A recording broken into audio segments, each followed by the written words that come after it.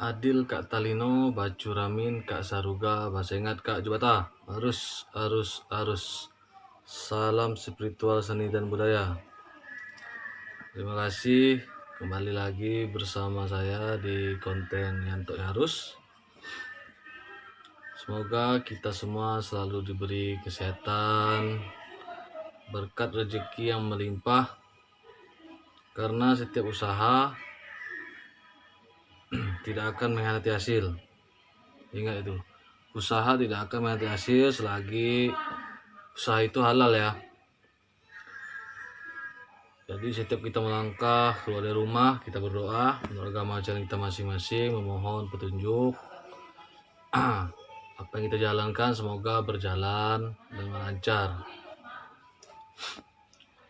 Di sini saya ingin membuat konten ya. Ini konten edukasi seperti biasanya. Ini masalah tempat usaha ya. Dimana di sini ada rekan kita mempunyai tempat usaha. Usahanya itu seperti dikerjain orang ya, dikasih guna-guna. Itu usaha itu kelihatannya sepi. Padahal tempatnya itu strategis itu, di tepi jalan, tempat ramai, sisir kota. Nah, jadi dari situ saya mendapatkan ide, ingin berbagi pengalaman ya, seperti saya ceritakan. Apa pengalaman saya dapat akan saya bagikan, edukasi untuk kita bersama, semoga bisa bermanfaat bagi kita semua. Mohon kepada teman-teman di luar berkomentar yang baik, ditonton sampai selesai biar tidak gagal paham. Jadi setelah nonton baru berkomentar ya, jangan berkomentar yang buruk karena itu tidak baik. Jangan kita bermental miskin, bermental yang baik ya. Dan di sini pun saya hanya beredukasi, membagikan pengalaman saya. Jadi pengalaman yang saya alami semoga bermanfaat buat orang di luar sana. Dan di sini pun saya melayani pengobatan non medis ya. Pengobatan non medis, santet segala macam. Pembersihan tempat usaha, ruang pribadi dan lain-lain. Lokasi saya Kalimantan Barat, Pontianak. Tepatnya di Jeruju ya. Di deskripsi video YouTube saya itu ada nomor admin saya, silahkan hubungi di situ. Selagi saya tidak sibuk akan saya balas. Yang mau berkonsultasi silahkan berkonsultasi. Selagi saya masih bisa balas akan saya balas ya. Oke, kita lanjut ya. Di sini saya membagikan pengalaman saya, ciri-ciri tempat usaha yang terkena guna-guna ya, atau terkena kiriman ilmu hitam.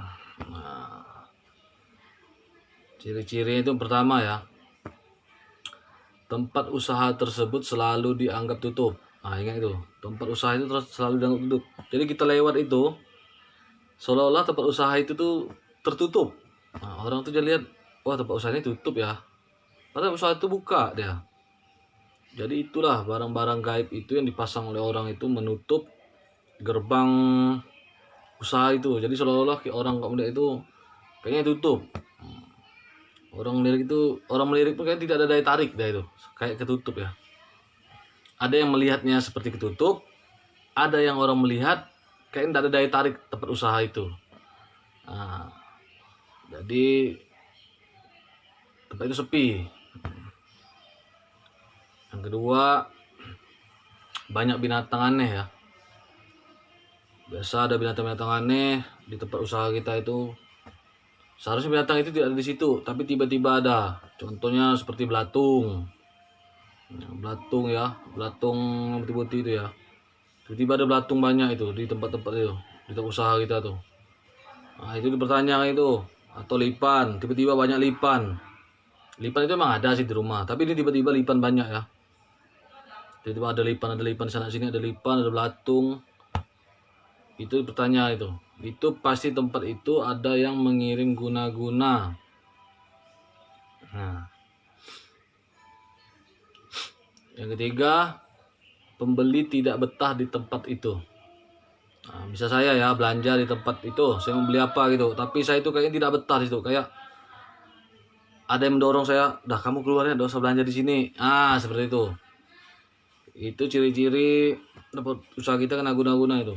Jadi orang masuk itu kayak tidak ada daya tarik ya. Kita masuk ke ruangan penjualan itu kayaknya tidak ada daya tarik. Padahal barang di situ bagus sebenarnya.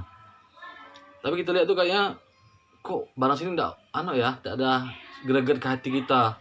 Nah, lalu ada kayak yang membisik kita, dah keluar aja, jangan di sini, tempat sini tidak bagus, barang seperti itu. Nah, keempat, tidur sering diganggu pemiliknya ya. Pemilik usaha ini setiap tidur pasti sering diganggu. Sering ganggu, tidur tidak tenang, mau tidur di rumah atau mau tidur tempat usahanya pun dia akan terasa terganggu. Nah, itu satu ciri-cirinya tuh.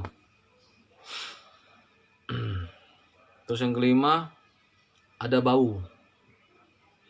Ada bau di tempat usaha kita tuh, ada bau. Kadang bau wangi, kadang bau busuk. Tapi tiba-tiba ada bau deh tuh. Pokok bau ya.